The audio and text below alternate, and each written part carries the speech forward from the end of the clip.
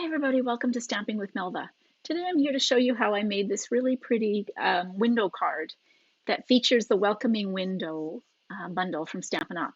This is part of the Blogging with Friends blog hub that went live today, and the theme was Spring Fever. And it just reminded me of a spring day when you open your windows and the flowers are starting to poke out, and I just thought it was a perfect bundle to show off a spring themed card.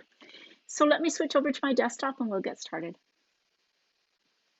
So this was my card, and don't you just love how pretty this is and simple?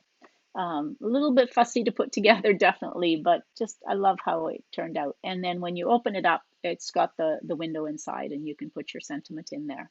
So let me show you how I made the card. Now I've got a little bit of it done and put together. So what I've done here is I've already gone through and cut the opening in. So what you want to do is I've got a card base. This is thick basic white cardstock, and you cut it 5.5 by 8.5 and fold it in half to form your card base. And then I've got a piece of basic white, just the regular paper, that is 4 inches by 5.25. So the first thing that you want to do is actually lay these two on top of one another, get them positioned, and take, this is the Welcoming Window bundle, the stamp set, and then the dies.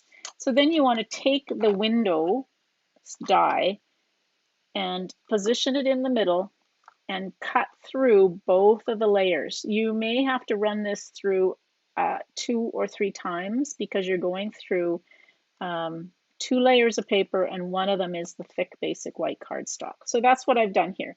You want to do this cutout piece before you emboss.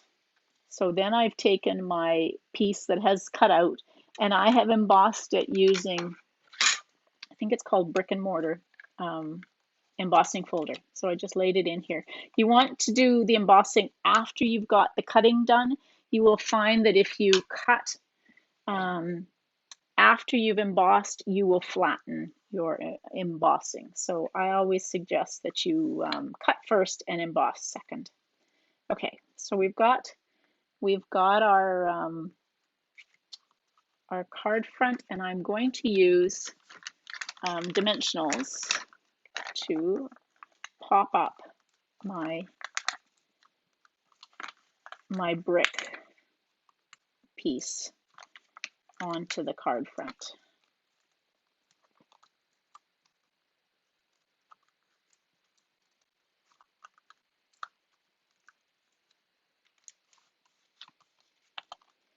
I'm going to position that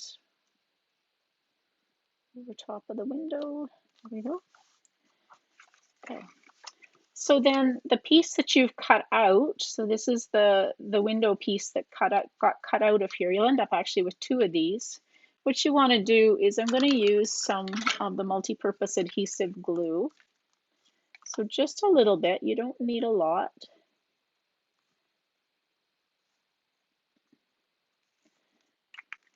And we're just going to fold this close and put this in the opening and then press it down.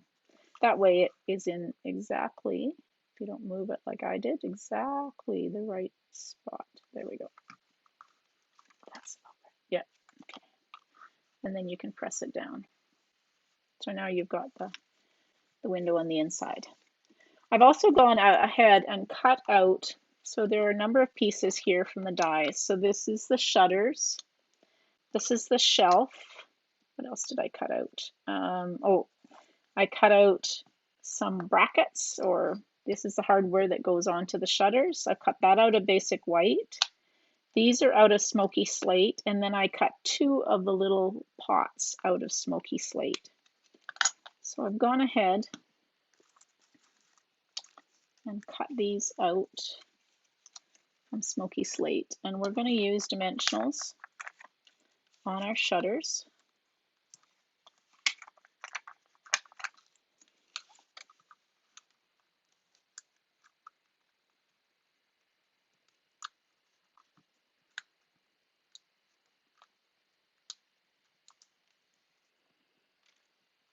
Okay, I'll just put our shutters on each side.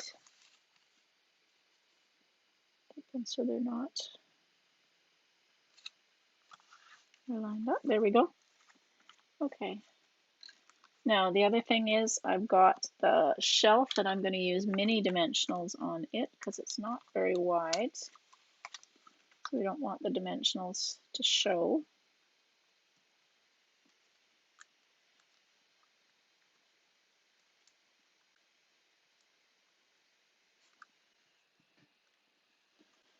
And I'm going to put this down just a little bit so that my window pots,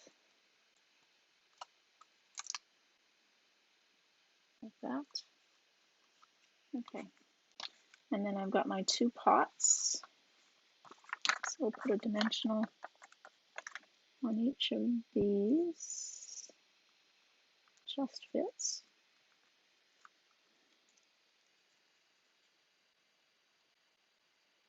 Which I probably should have used. Oh, I think that's good. There we go.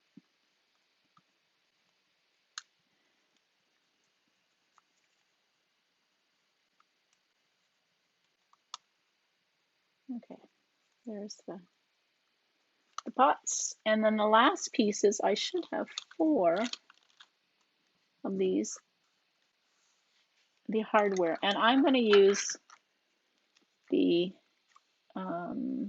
multi-purpose adhesive glue. I'm just going to put a little dot on one end. I'm not going to do the whole thing. You don't need a lot to hold this on. And then we'll put them like this. These are the tiniest little pieces. So they just kind of finish off the card. Get them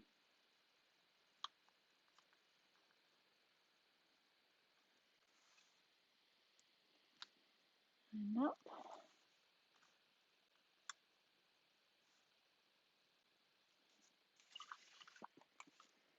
They look pretty even. Okay, so there we go. So that's that. So the last thing we need to do for the card is we want to stamp our images. Now I'm going to use the markers on the photopolymer. It will work, but it just, I mean, I don't need to on the leaves, but I grabbed the markers. But for the flowers, I want to do the flowers. So I want to do 2 of these. I want to do the flowers in different colors, so therefore I want to use my markers so that I can put the different colors on. So when you're coloring your stamps, like I said, the markers will work on photopolymer. They do work best on the rubber, but they do definitely work on the photopolymer. Like that. Now, I've got the little flower, the little tiny flowers, and I grabbed Calypso Coral, I think, Calypso Coral, and Daffodil Delight. So I'm just gonna alternate them.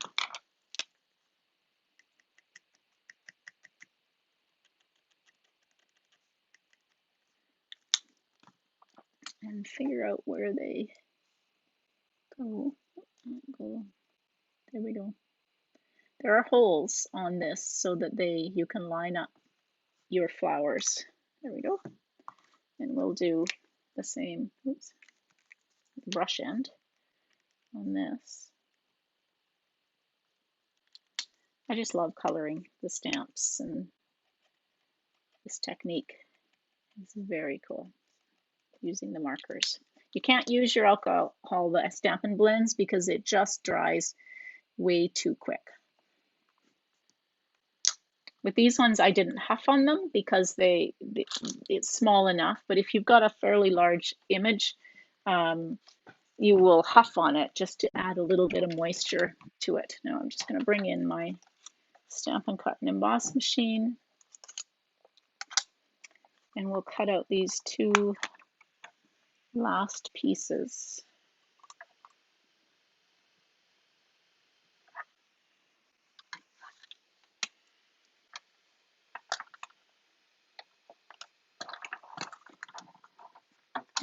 through.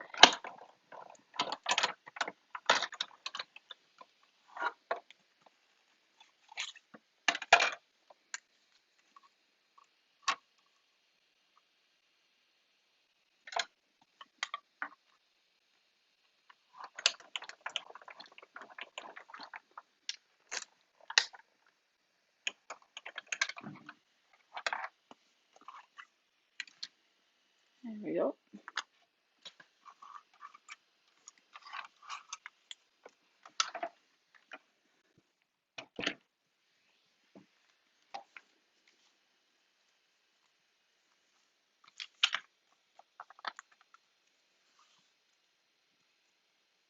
So what I want to do with this is I'm only going to put dimensionals on one side so that it adheres to the shutter, because you don't want the dimensionals to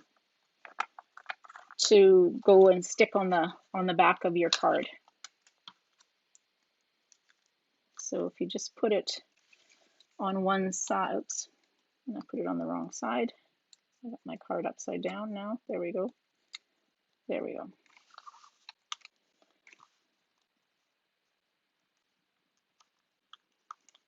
There.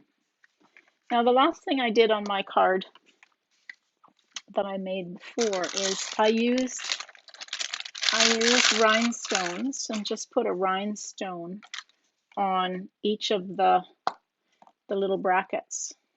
So I'm just going to use my take your pick tool with the putty end, and if you use the putty end, you can just kind of slide the rhinestone off of the paper that it's on.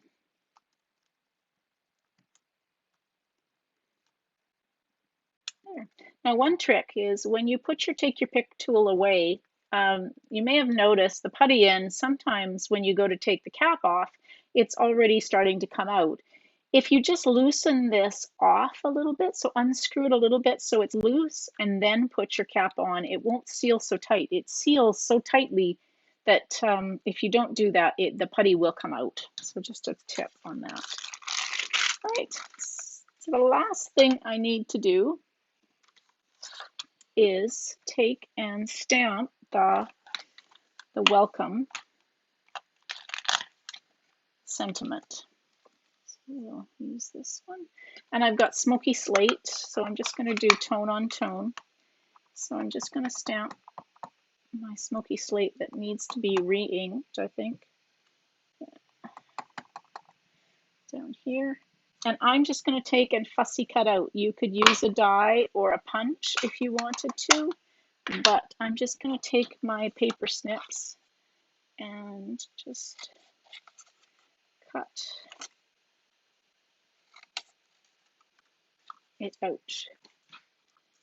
Turn that down.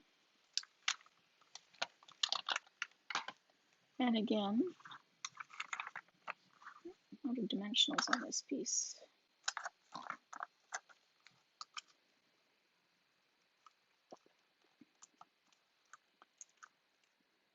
And we'll put this down. There. Isn't that a pretty card? I just love how bright and cheery and springy it is. So let me just switch back. There we go. So I hope you enjoyed that. If you have any questions as you're making this card, or any questions about the bundle itself, just let me know. You could post it underneath the video, or you can post it on my blog. As I said, all of the written instructions and the measurements for this card are on my blog, so you can go there to find it. So I hope you enjoyed that. Hope you'll subscribe to my YouTube channel so you get notified when I post more videos. I'd love for you to subscribe. So thanks for joining me, everybody. Bye.